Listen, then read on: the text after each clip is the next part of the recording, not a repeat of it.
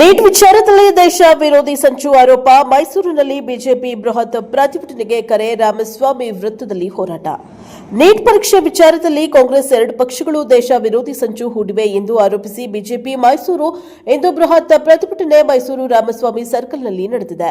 Neat ಪರೀಕ್ಷೆಗೆ ಸಂಬಂಧಿಸಿದಂತೆ CJP, Congress ಮತ್ತು ಎಡಪಕ್ಷಗಳು ಸಂಚು ಹೂಡಿ ಪ್ರಧಾನಮಂತ್ರಿ ಮತ್ತು ಕೇಂದ್ರ ಸರ್ಕಾರಕ್ಕೆ ಅಪಮಾನ ಮಾಡುವ ಉದ್ದೇಶದಿಂದ ದೆಹಲಿಯ ಜಂತರ್ ಮಂತರ್ನಲ್ಲಿ ವಿದ್ಯಾರ್ಥಿಗಳಲ್ಲದವರನ್ನ ನಿರಂತರ ಪ್ರತಿಭಟನೆ ನಡೆಸುತ್ತಿದ್ದಾರೆ ಎಂದು ಬಿಜೆಪಿ ಆರೋಪಿಸಿದೆ. ಪ್ರತಿಭಟನಾಕಾರರು ಸಾರ್ವಜನಿಕ ಆಸ್ತಿ ಪಾಸ್ತಿ ನಾಶ, ಪೊಲೀಸರ ಮೇಲೆ ಹಲ್ಲೆ, ವಾಹನಗಳ ಜಖಂ ಮಾಡ್ತಾ ಇದ್ದಾರೆ. ದೇಶಾದ್ಯಂತ ವಿದ್ಯಾರ್ಥಿಗಳಿಗೆ ತಪ್ಪು ಮಾಹಿತಿಯನ್ನ ನೀಡುತ್ತಿದ್ದಾರೆ. ಇದು ದೇಶ ವಿರೋಧಿ ಹೋರಾಟ ಎಂದು ಬಿಜೆಪಿ ಕಿಡಿಕಾರಿದೆ. ಈ ಹಿನ್ನೆಲೆಯಲ್ಲಿ ಭಾರತೀಯ ಜನತಾ ಪಾರ್ಟಿ ಮೈಸೂರು ನಗರ ಮತ್ತು ಗ್ರಾಮಾಂತರ ಜಿಲ್ಲೆ ನೇತೃತ್ವದಲ್ಲಿ ಬೃಹತ್ ಪ್ರತಿಭಟನಾ ಕಾರ್ಯಕ್ರಮವನ್ನು ಹಮ್ಮಿಕೊಳ್ಳಲಾಗಿದೆ. ಬಿಜೆಪಿ ಮೈಸೂರು ನಗರ ಜಿಲ್ಲಾ ಅಧ್ಯಕ್ಷರು ಹಾಗೂ ನಿಕಟಪೂರ್ವ ಶಾಸಕ ಎಲ್ ನಾಗೇಂದ್ರ ಅವರು ಎಲ್ಲ ಕಾರ್ಯಕರ್ತರಿಗೆ ಹೆಚ್ಚಿನ ಸಂಖ್ಯೆಯಲ್ಲಿ ಭಾಗವಹಿಸಲು ಕರೆ ನೀಡಿದ್ದಾರೆ. ನೀಟ್ ವಿವಾದ ರಾಷ್ಟ್ರೀಯ ಮಟ್ಟದಲ್ಲಿ ಪ್ರತಿಭಟನೆಗೆ ಕಾರಣವಾಗಿದೆ. ಮೈಸೂರಿನಲ್ಲಿ ಇಂದು ಬಿಜೆಪಿ ಶಕ್ತಿ ಪ್ರದರ್ಶನಕ್ಕೆ ಸಜ್ಜಾಗಿದೆ. ಬ್ಯೂರೋ ರಿಪೋರ್ಟ್ಗೆ ಕಾಂತರಾಜು, ಪವರ್ ಟಿವಿ, ಮೈಸೂರು. ಪತ್ರಿಕೆ ಲೀಕ್ ಆದ ನಂತರ ನಮ್ಮ ಪಕ್ಷ, ನಮ್ಮ ಹೆಮ್ಮೆಯ ಪ್ರಧಾನಿ ನರೇಂದ್ರ ಮೋದಿಜಿಯವರು ಅದನ್ನು ಮುಚ್ಚಿ ಹಾಕುವಂತ ಪ್ರಯತ್ನಕ್ಕೆ ಹೋಗಲಿಲ್ಲ. ಈ ನೀಟ್ ಪ್ರಶ್ನೆ ಪತ್ರಿಕೆಯನ್ನ ಪ್ರಿಪರೇಷನ್ ಮಾಡಬೇಕಾದ್ರೆ ಈ ಹಿಂದೆ ನೀಟ್ ಜೊತೆಗೆ ಸಂಪರ್ಕ ಹೊಂದಿದಂತಹ ಪಿ.ವಿ. ಕುಲಕರ್ಣಿ ಇರ್ಬೋದು, ಮನೀಷಾ ಮಂದಾರೆ ಇರ್ಬೋದು, ಶಿವರಾಜ್ ರಘುನಾಥ್ ಇರ್ಬೋದು, ಪ್ರತಿಯೊಬ್ಬರನ್ನು ಕೂಡ ಪುಣೆ ಬೇಸ್ಡ್ ನೀಟ್ ಕೋಚಿಂಗ್ ಅಕಾಡೆಮಿಯವ್ರನ್ನ ಪತ್ತೆ ಹಚ್ಚಿ ಇಮಿಡಿಯೇಟ್ ಆಗಿ ಸಿಬಿಐ ಮುಖಾಂತರವಾಗಿ ವಶಕ್ಕೆ ತೆಗೆದುಕೊಂಡ್ರು. ಅದಾದ ನಂತರ ಪರೀಕ್ಷೆಯನ್ನ ಕ್ಯಾನ್ಸಲೇಷನ್ ಮಾಡಿದ್ರು.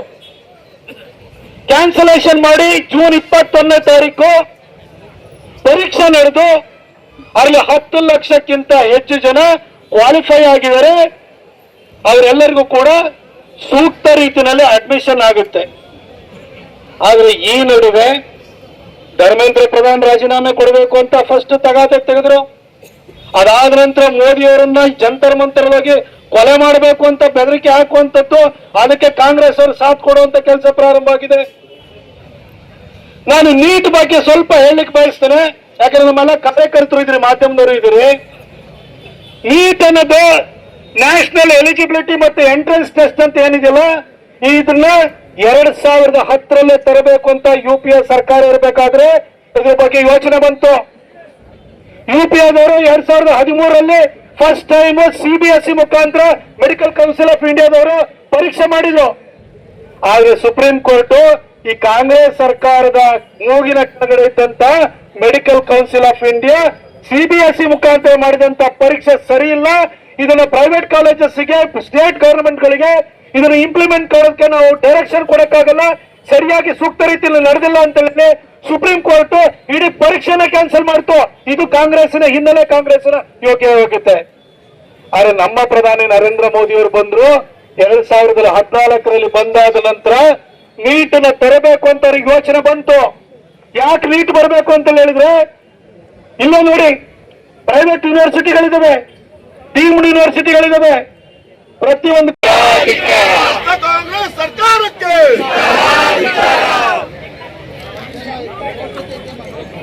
ಆತ್ಮೀಯ ಕಾರ್ಯಕರ್ತ ಬಂಧುಗಳೇ, ಇವತ್ತು ಮೈಸೂರು ನಗರ ಮತ್ತು ಮೈಸೂರು ಗ್ರಾಮಾಂತರದ ಇಬ್ಬರ ಅಧ್ಯಕ್ಷರ ನೇತೃತ್ವದಲ್ಲಿ ಇವತ್ತು ನಾವು ಈ ಜಾಗದಲ್ಲಿ ಪ್ರತಿಭಟನೆಯನ್ನ ಮಾಡ್ತಾ ಇದ್ದೀವಿ. ಈ ಪ್ರತಿಭಟನೆಗೆ ನಮ್ಮ ರಾಜ್ಯದ ಯುವ ಮೋರ್ಚಾ ಅಧ್ಯಕ್ಷರು, ಸ್ನೇಹಿತರಾದಂತ ಧೀರಜ್ ಮುನಿರಾಜ್ ಅವರು, ಹಾಗೆ ಮಾಜಿ ಸಂಸದರಾದಂತ ಪ್ರತಾಪ್ ಸಿಂಹ ಅವರು, ರಾಜ್ಯದ ST ಮೋರ್ಚಾದ ಪ್ರಧಾನ ಕಾರ್ಯದರ್ಶಿ ಆಗಿರುವಂತ ಶಿವಕುಮಾರ್ ಅವರು ಸೇರಿದಂಗೆ ಮಂಜಣ್ಣ ಇರ್ಬೋದು, ಸಂದೇಶ್ ಸ್ವಾಮಿ ಅವರು ಇರ್ಬೋದು, ಹಿಂದಿನ ಅಧ್ಯಕ್ಷರಾದಂತ ಮಂಗಳಾ ಸೋಮಶೇಖರ್ ಅವರು ಸೇರಿದಂಗೆ ಸಾಕಷ್ಟು ಸಂಖ್ಯೆಯಲ್ಲಿ ನಾವೆಲ್ಲರೂ ನಡೆದಿದ್ದೀವಿ ಬಂಧುಗಳ. ಇವತ್ತು ನಮಗೆ ಒಂದು ವಿಷಯ ಸ್ಪಷ್ಟ ಆಗಿದೆ. ಯಾವ ಮಕ್ಕಳಿಗೆ ಕೊಡಬೇಕಾದಂತ ಕೋಳಿ ಮೊಟ್ಟೆಯನ್ನ, ಮಕ್ಕಳಿಗೆ ಪೌಷ್ಟಿಕ ಆಹಾರವಾಗಿ ಕೊಡಬೇಕಾದಂತ ಕೋಳಿ ಮೊಟ್ಟೆಯನ್ನ ಅವರಿಗೆ ಕೊಡದೇನೆ ಅದರಲ್ಲಿ ನಮ್ಮ ಶಾಸಕರ ಮೇಲೆ ಹಲ್ಲೆ ಮಾಡಿರುವಂತ ಈ ಕೃತ್ಯವನ್ನ ನಾವು ಉಗ್ರವಾಗಿ ಖಂಡಿಸಬೇಕಾದಂತ ಅನಿವಾರ್ಯತೆ ಮತ್ತು ಅವಶ್ಯಕತೆ ಇವತ್ತಿದೆ. ಯಾವ ರೀತಿಯಲ್ಲಿ ನಡೀತು? ಮೊನ್ನೆ ನಡೆದಂತ ಶಾಸಕರುಗಳು ಆ ಒಂದು ಪ್ರತಿಭಟನೆಯಲ್ಲಿ ಭಾಗವಹಿಸಿದ ನಂತರ ಪೊಲೀಸರು ಅವ್ರನ್ನೆಲ್ಲರನ್ನ ಅರೆಸ್ಟ್ ಮಾಡಿದ್ರು. ಸನ್ಮಾನ್ಯ ವಿರೋಧ ಪಕ್ಷದ ನಾಯಕರಾದಂತ ಆರ್ ಅಶೋಕ್ ಅವರು, ವಿಜಯೇಂದ್ರ ಅವರು ಸೇರಿದಂತೆ ಅರೆಸ್ಟ್ ಮಾಡಿದ ನಂತರ ಅವರನ್ನ ಕರ್ಕೊಂಡು ಹೋಗಿದ್ದು ನಮ್ಮ ಏನೋ ಬಸ್ ಏನು ಹೋಯ್ತು KSRTC ಬಸ್ ಅಲ್ಲಿ ಅವರನ್ನ ಕರ್ಕೊಂಡು ಹೋಗಿದ್ದು KPCC ಕಚೇರಿಯ ಮುಂಭಾಗ. KPCC ಕಚೇರಿ ಮುಂದೆ ಯಾಕೆ ಕರ್ಕೊಂಡು ಹೋದ್ರಿ?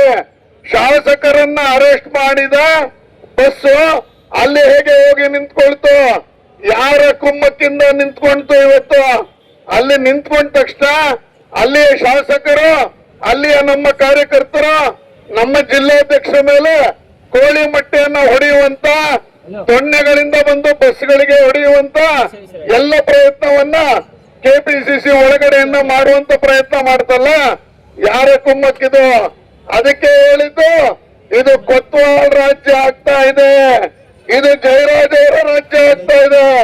ಕೊತ್ವಾಲ್ ಜಯರಾಜ್ ಅವರ ಸಂಸ್ಕೃತಿಯನ್ನ ಈಗಿನ KPCC ಅಧ್ಯಕ್ಷರು, ಮುಖ್ಯಮಂತ್ರಿಗಳು ಸೇರ್ಕೊಂಡು ಇವತ್ತು ಕಾರ್ಯಕರ್ತರ ಮೇಲೆ ಪ್ರತಿ ಜಿಲ್ಲೆಯಲ್ಲಿ, ಪ್ರತಿ ತಾಲೂಕಲ್ಲಿ, ಪ್ರತಿ ನಗರದಲ್ಲಿ ಭಾರತೀಯ ಜನತಾ ಪಾರ್ಟಿಯ ಕಾರ್ಯಕರ್ತರುಗಳು ನಾವು ಬೀದಿಗಿಳಿತೀವಿ.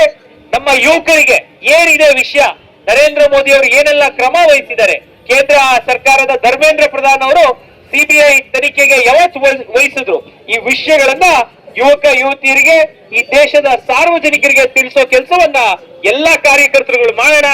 ಯಾವುದೇ ರೀತಿಯಾದಂತಹ ಹೋರಾಟಕ್ಕೆ ನಾವೆಲ್ಲ ಸಿದ್ಧರಾಗಿರೋಣ. ನರೇಂದ್ರ ಮೋದಿ ಅವರು 12 ವರ್ಷಗಳ ಕಾಲ ಒಬ್ಬ ಚಾಯ್ ವಾಲಾ ಈ ದೇಶದ ಪ್ರಧಾನ ಮಂತ್ರಿಗಳಾಗಿ ಸೇವೆ ಸಲ್ಲಿಸ್ತಾ ಇರುವಂತದ್ದನ್ನ ಕೆಲವರ ಕೈಯಲ್ಲಿ ಸಹಿಸಿಕೊಳ್ಳಿಕ್ಕಾಗ್ತಿಲ್ಲ. ಅವ್ರ ವಿರುದ್ಧ ಈ ಪಿತೂರಿ ಯಾವುದೇ ಕಾರಣಕ್ಕೂ ನಡೆಯಲ್ಲ. ದೇಶದ ಜನತೆ ನರೇಂದ್ರ ಮೋದಿ ಅವರ ಗ್ಯಾರಂಟಿಯನ್ನ ನಂಬಿದ್ದಾರೆ. ನರೇಂದ್ರ ಮೋದಿ ಅವರನ್ನ ನಂಬಿ ನಮ್ಮ ಸರ್ಕಾರ ಏನು ಒಳ್ಳೆಯ ಆಡಳಿತವನ್ನ ಕೊಟ್ಟು ವಿಕಸಿತ ಭಾರತವನ್ನ ನಿರ್ಮಿಸಲಿಕ್ಕೆ ಪ್ರಯತ್ನ ಪಡ್ತಿರುವಂತ ಸರ್ಕಾರ ಖಂಡಿತವಾಗ್ಲೂ ಮುಂದುವರಿಯುತ್ತೆ ಮತ್ತು ನಮ್ಮ ಸರ್ಕಾರ ಈ ದೇಶದ ಜನತೆಗೆ ಉತ್ತಮವಾದಂತಹ ಆಡಳಿತವನ್ನ ಕೊಟ್ಕೊಂಡು ಹೋಗುತ್ತೆ. ಯಾವುದೇ ಕಾರಣಕ್ಕೂ ಕಾಂಗ್ರೆಸ್ನ ಈ ಹೋರಾಟಕ್ಕೆ ನಾವು ಪ್ರತಿರೋಧವನ್ನ ಒಡ್ತೀವಿ ಅಂತ ಹೇಳ್ತಾ ನಮ್ಮೆಲ್ಲ ಕಾರ್ಯಕರ್ತರು ಭಾರತವನ್ನ, ಮುಂದುವರೆದಂತಹ ದೇಶವನ್ನ ವಿಶ್ವಗುರು ಭಾರತವನ್ನಾಗಿ ನಿರ್ಮಿಸಲಿಕ್ಕೆ ಹಗಲು ರಾತ್ರಿ ಶ್ರಮ ಪಡ್ತಿರುವಂತಹ ನರೇಂದ್ರ ಮೋದಿ ಅವರ ವಿರುದ್ಧ, ನಮ್ಮ ದೇಶದ ಅಖಂಡತೆಯ ವಿರುದ್ಧ, ನಮ್ಮ ದೇಶದ ಐಕ್ಯತೆಯ ವಿರುದ್ಧ ಈ ಸಂಘಟನೆಗಳು ಒಳಸಂಚನ್ನ ರೂಪಿಸಿ ದೇಶದಲ್ಲಿ ಅರಾಜಕತೆಯನ್ನ ಸೃಷ್ಟಿಸಬೇಕು, ಅಲ್ಲೋಲ ಕಲ್ಲೋಲವನ್ನ ಮಾಡಬೇಕು ಅನ್ನುವಂತ ಒಳಸಂಚನ್ನ ನಡೆಸಿದ್ದಾರೆ. ಆದ್ರೆ ನರೇಂದ್ರ ಮೋದಿ ಅವರು ಇವತ್ತು ಇನ್ಯಾವತ್ತೂ ನೀಟ್ ಪರೀಕ್ಷೆ ಸೋರಿಕೆನೇ ಆಗ್ಬಾರ್ದು, ಪ್ರಶ್ನೆ ಪತ್ರಿಕೆ ಸೋರಿಕೆನೇ ಆಗದೆ ರೀತಿಯಲ್ಲಿ ಕಂಪ್ಯೂಟರ್ ಬೇಸ್ಡ್ ಟೆಸ್ಟ್ ಅನ್ನ ಈಗಾಗಲೇ ಅವರು ಕೊಟ್ಟಿದ್ದಾರೆ. ಸಮಸ್ಯೆಗೆ ಸೂಕ್ತವಾದಂತಹ ಪರಿಹಾರವನ್ನ ಕೇಂದ್ರ ಸರ್ಕಾರ ನಡೆಸಿದ್ರು ಸಹ ಕಾಂಗ್ರೆಸ್ ಇವತ್ತು ಮಧ್ಯಪ್ರವೇಶಿಸಿ ಅವರ ಬೇಳೆಯನ್ನ ಬೇಯಿಸ್ಕೊಳ್ಳಿಕ್ಕೆ, ಕಾಂಗ್ರೆಸ್ನ ಹಿಡನ್ ಅಜೆಂಡಾವನ್ನ ಸ್ಥಾಪಿಸಲಿಕ್ಕೆ ಇವತ್ತು ರಾಹುಲ್ ಗಾಂಧಿ ಅವರ ನೇತೃತ್ವದಲ್ಲಿ ಡೆಲ್ಲಿಯಲ್ಲಿ ಅವರೇನು ಯಾವುದೇ ದಿಕ್ಕು ದೆಸೆ ಇಲ್ಲದೆ ಇರುವಂತ ಹೋರಾಟವನ್ನ ಪ್ರಾರಂಭ ಮಾಡಿದ್ದಾರೆ. ಅವ್ರ ವಿರುದ್ಧವಾಗಿ ನಮ್ಮ ನಾಗೇಂದ್ರನ್ ಅವ್ರು ಹೇಳ್ದಂಗೆ ಒಳಗಾಗಿ ನಾಚಿಕೆ ಆಗಲ್ವಾ? ಯಾವ ಸರ್ಕಾರ ನಿಮ್ದು? ಕಾಂಗ್ರೆಸ್ ಭ್ರಷ್ಟ ಸರ್ಕಾರ. ಇವತ್ತು ಕಾಂಗ್ರೆಸ್ ಸರ್ಕಾರ ಯಾವುದೇ ಅಭಿವೃದ್ಧಿಯನ್ನ ರಾಜ್ಯದಲ್ಲಿ ಮಾಡ್ತಾ ಇಲ್ಲ. ಅದೆಲ್ಲವನ್ನು ಮುಚ್ಚಾಕ್ಲಿಕ್ಕೋಸ್ಕರ ನೀವು ಈ ರೀತಿಯಾದಂತ ಬೀದಿ ನಾಟಕವನ್ನು ಆಡ್ಲಿಕ್ಕೆ ಪ್ರಾರಂಭ ಮಾಡಿದಿರಿ. ಈ ಬೀದಿ ನಾಟಕವಾಗಿ ಆಡಲಿಕ್ಕೆ ನಮ್ಮ ಭಾರತೀಯ ಜನತಾ ಪಾರ್ಟಿಯ ಮುಖಂಡರುಗಳು, ನಮ್ಮ ರಾಜ್ಯಾಧ್ಯಕ್ಷ ಆಗಿರ್ತಕ್ಕಂಥ ವಿಜಯನವರು, ಆರ್ ಅಶೋಕ್ ಅವರ ನೇತೃತ್ವದಲ್ಲಿ ಬೆಂಗಳೂರಲ್ಲಿ ನೀವು ಹೋರಾಟ ಮಾಡಿದ್ರೆ ಮೊಟ್ಟೆ ಹೊಡಿಸ್ತೀರ ನಮ್ಮ ಶಾಸಕರಿಗೆ. ನಾಚಿಕೆ ಆಗೋದಿಲ್ವಾ ನಿಮ್ಗೆ ಕಾಂಗ್ರೆಸ್ ಅವ್ರಿಗೆ? ಇವತ್ತು ಭಾರತೀಯ ಜನತಾ ಪಾರ್ಟಿ ಮೈಸೂರು ಕಡೆಗೆ ನಿಂತಿದೆ. ಯಾವುದೇ ಹೋರಾಟಕ್ಕೆ ನಾವು ಸಿದ್ಧ ಇದ್ದೇವೆ. ಇದೇ ರೀತಿ ನಿಮ್ಮ ಎಳೆಬೆರಗಿ ಹೋರಾಟವನ್ನು ನೀವು ಮುಂದುವರಿಸಿದ್ರೆ, ಸರ್ಕಾರ ಇದಕ್ಕೆ ಕುಮ್ಮಕ್ ಕೊಟ್ರೆ ನಿಮ್ಗೆ ಎಚ್ಚರಿಕೆ ಕೊಡ್ತಾ ಇದ್ವಿ. ವಿಧಾನಸೌಧವನ್ನು ಸಹ ಭಾರತೀಯ ಜನತಾ ಪಾರ್ಟಿಯ ಹೋರಾಟಗಾರರು ಮುತ್ತಿಗೆ ಆಗ್ತಾರೆ ಅಂತಕ್ಕಂಥ ಹೋರಾಟವನ್ನ ಇವತ್ತು ರೂಪಿಸಬೇಕಾಗುತ್ತೆ ಅಂತಕ್ಕಂಥ ವಿಚಾರವನ್ನ ಈ ಸಂದರ್ಭದಲ್ಲಿ ಹೇಳಕ್ಕೆ ಇಚ್ಛೆ ಪಡ್ತೀನಿ.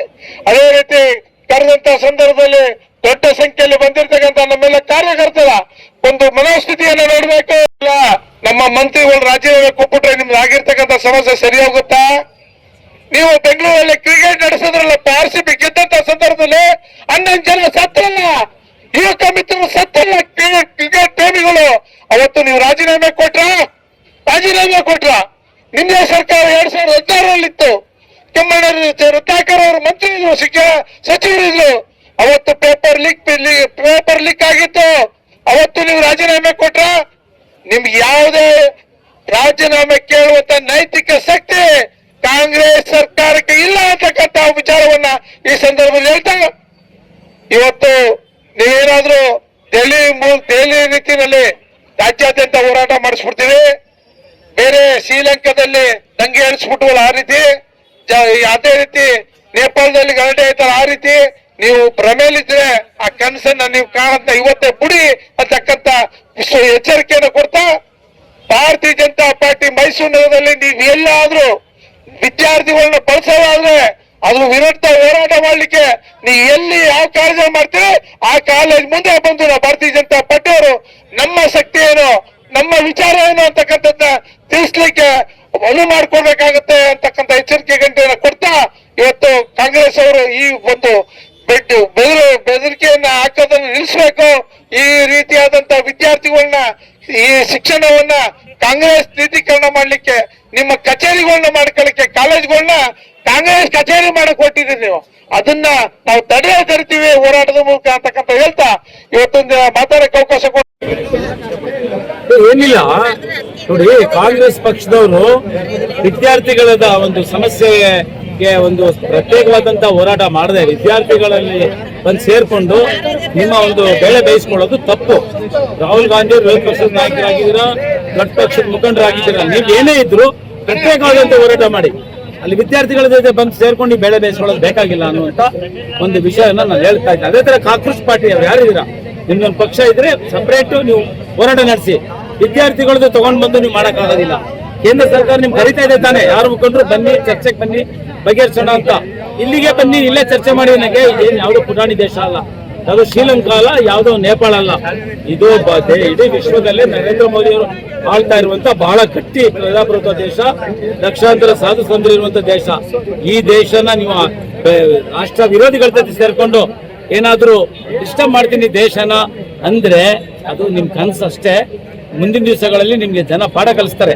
ಕಾಂಗ್ರೆಸ್ ಪಕ್ಷ ನೀವೇನು ನಮ್ಮ ದೇಶನ ಒಂದು ಅಶಾಂತಿ ಮಾಡಕ್ ಹೊರಟಿದ್ದೀರಲ್ವ, ಏನೋ ಡಿಸ್ಟರ್ಬ್ ಮಾಡ್ಕೊಂಡು ನೀಟು ಆ ಒಂದು ಹಗರಣ ತಗೊಂಡು ಮಾಡಕ್ ಹೋಗ್ಬೇಡಿ. ಬಹಳ ಕಷ್ಟ ಇದೆ ಮುಂದಿನ ದಿವಸಗಳಲ್ಲಿ. ಮತ್ತೆ ವಿದ್ಯಾರ್ಥಿಗಳು ಸಪರೇಟ್ ಮಾಡ್ತಾರೆ. ಮಲ್ಲಿಕಾರ್ಜುನ್ ಖರ್ಗೆ ಅವರು ವಿರೋಧ ಪಕ್ಷದ ನಾಯಕರು. ನಾನು ಒಂದ್ ಮಾತು ಕೇಳ್ತೀನಿ, 10 ವರ್ಷ ನೀವು ಮನಮೋಹನ್ ಸಿಂಗ್ ಅವ್ರನ್ನ ಪ್ರಧಾನಮಂತ್ರಿ ಮಾಡಿದ್ರಿ, ಅದೆಷ್ಟೋ ಹೋರಾಟ ಹಗರಣಗಳು ನಡೀತು, ಏನ್ ಕ್ಷಮೆ ಕೇಳಿದ್ರಾ? ನರೇಂದ್ರ ಮೋದಿ ಅವ್ರಿಗೆ ಹೇಳ್ತಾ ಇದ್ದೀರಾ ನೀವು ಕ್ಷಮೆ ಕೇಳಿ ವಿದ್ಯಾರ್ಥಿಗಳಲ್ಲಿ. ಏನು ಕೇಳಬೇಕು? ನರೇಂದ್ರ ಮೋದಿ ಅವ್ರು ಮಾಡಿಸಿದ್ರ ನೀಟ್ ಹಗರಣನ? ಪೇಪರ್ ಲೀಕ್ ಅವ್ರು ಮಾಡಿಸಿದ್ರ? ಅರ್ಥ ಇಲ್ಲದ ಬೇಡಿಕೆಯಲ್ಲಿ ಇಟ್ಕೋಬೇಡಿ, ಅರ್ಥ ಇರುವಂತ ಬೇಡಿಕೆ ಇಟ್ಕೊಳ್ಳಿ. ಶಿಕ್ಷಣ ಮಂತ್ರಿಗಳು ರಾಜೀನಾಮೆ ಕೊಟ್ಟ ತಕ್ಷಣ ಬಗೆಹರಿದು ಬಿಡ್ತಾ? ಬನ್ನಿ ಕೂತ್ಕೊಳ್ಳಿ, ಲೋಕಸಭೆ ಇದೆ, ರಾಜ್ಯಸಭೆ ಇದೆ, ನೀವೆಲ್ಲ ಅಧಿಕಾರ ಇದೆ, ಲೋಕ ಚರ್ಚೆ ಮಾಡ್ಬಿಟ್ಟು ಈ ಸಮಸ್ಯೆನ ಬಗೆಹರಿಸಿ. ಪ್ರಧಾನಮಂತ್ರಿಗಳು ದೇಶದ ಜೊತೆ ಸೇರ್ಕೊಂಡು ಸರ್ಕಾರ ಜೊತೆ ಸೇರ್ಕೊಂಡು ದೇಶ ಅಭಿವೃದ್ಧಿ ಆಗ್ಲಿಕ್ಕೆ ಸಹಕರಿಸಿ ಅಂತ ಈ ಸಂದರ್ಭವಾಗಿ ಹೇಳ್ತಾ, ಮತ್ತೆ ಮೈಸೂರಲ್ಲೂ ಅಷ್ಟೇ ಯಾರು ಕೂಡ ವಿದ್ಯಾರ್ಥಿಗಳನ್ನ ಒಂದು ಈ ಒಂದು ಇಶ್ಯೂ ತಗೊಂಡು ದುರುಪಯೋಗ ಪಡಿಸ್ಕೋಬಾರ್ದು. ಹರೀಶ್ ಗೌಡರು ನನ್ನ ಮಿತ್ರರು, ಶಾಸಕರು, ಅವರು ಮಧ್ಯದಲ್ಲಿ ಇದ್ದಾರೆ ಅವರು. ಆದ್ರೆ ಈ ವಿದ್ಯಾರ್ಥಿಗಳು ಶಕ್ತಿ ಇದೆ, ಪ್ರತ್ಯೇಕವಾದಂತ ಹೋರಾಟ ಮಾಡ್ತಾರೆ. ನಾನೇ ವಿದ್ಯಾರ್ಥಿ ಕ್ರಿಯಾ ಸಮಿತಿ 15 ವರ್ಷ ವಿದ್ಯಾರ್ಥಿ ಕ್ರಿಯಾ ಸಮಿತಿ ಅಧ್ಯಕ್ಷ ಆಗಿದ್ದೆ. ದೊಡ್ಡ ಹೋರಾಟ ಮಾಡಿದೀವಿ, ಯಾವೊಬ್ಬ ರಾಜಕಾರಣಿ ಬರಲಿಲ್ಲ ಅಲ್ಲಿಗೆ. ಆ ಹೋರಾಟದಲ್ಲಿ ಕಾವೇರಿ ದೊಡ್ಡ ಹೋರಾಟ, ಪ್ರತ್ಯೇಕ ಹೋರಾಟ ಮಾಡಿದೀವಿ ನಾವು. ಅದೇ ನಾವು ವಿದ್ಯಾರ್ಥಿಗಳು ಸೇರಿಸ್ಕೊಂಡು ಯಾವ ಮುಖಂಡರುಗಳು ಏನ್ ಮಾಡಲಿಲ್ಲ ಅಲ್ಲಿ. ಹಾಗಾಗಿ ವಿದ್ಯಾರ್ಥಿಗಳ ಶಕ್ತಿ ಇದ್ದಾರೆ, ಅವ್ರಿಗೆ ಗೊತ್ತಿದೆ, ಅವ್ರಿಗೆ ಹೋರಾಟ ಮಾಡ್ತಾರೆ ಸಮಸ್ಯೆ ಬಗ್ಗೆ. ನೀವೇನಿದ್ರು ಸಪರೇಟ್ ಹೋರಾಟ ಮಾಡಿ. ನಿಮ್ ಕಾಂಗ್ರೆಸ್ ಪಕ್ಷದಿಂದ ಹಗರಣದ ಬಗ್ಗೆ ಮಾಡ್ಬೇಕಾ ಮಾಡಿ, ನೀವು ಸ್ವತಂತ್ರರು. ಹಾಗಾಗಿ ವಿದ್ಯಾರ್ಥಿಗಳಲ್ಲಿ ಬಂದು ಗೊಂದಲ ಎಪ್ಸಿ ಅಶಾಂತಿ ಉಂಟು ಮಾಡಬೇಡಿ ಅಂತ ಕೇಳ್ಕೊಳ್ಳಿ ಸರ್.